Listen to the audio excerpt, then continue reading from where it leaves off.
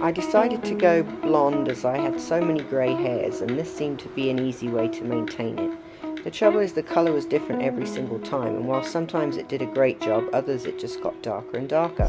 So I found it to be really high maintenance, and at that point I ended up wearing hats, wigs, you name it, just to cover it up. And then finally, after 10 years, I guess I just decided to go dark again.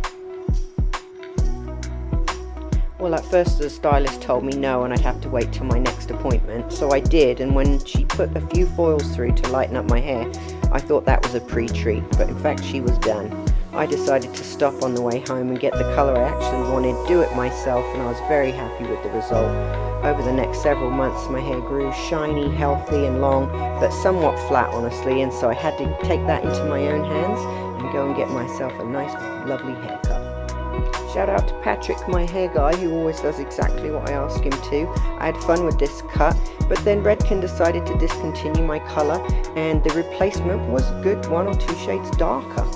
While I was dark in my youth and certainly could pull off that colour, I have given up the sun since those days, and so I was having to wear makeup to make up for the difference in my colour, and then I decided the best thing I could do was maybe go a little lighter again.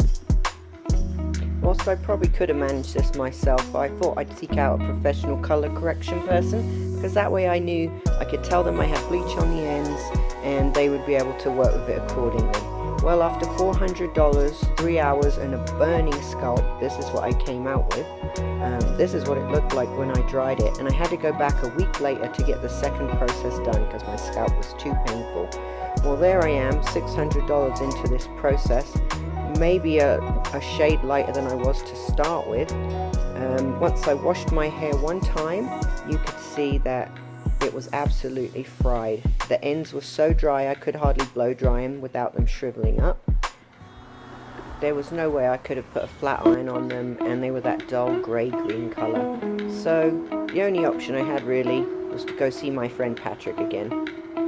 And he worked his magic, and I left there with the cutest little pixie mullet thing I'd ever had.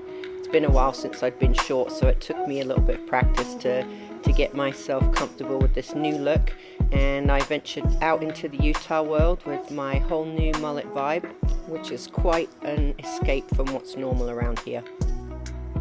But with my hair all chopped off and fresh, I can basically start back on my journey to blonde. And whilst I was going to just go a light shade or two, I decided to go all the way in the end. My hair's really wavy in the back, and so it was quite unpredictable. I took this picture to Patrick and said, "Can you just cut it off in the back, please?" Of course he did exactly what I said, and I left there with this really short, sort of pixie-ish, I don't even know what to call this thing anymore. But I've had fun styling it different each day. I like it smooth when I'm in a hurry and messy when I actually want it to look cute. Then I get to embark on the lovely journey of growing out these sideburns. I kept it messy for a minute, and then I got one haircut, and I think I'm about one more haircut away from having it where I want for now.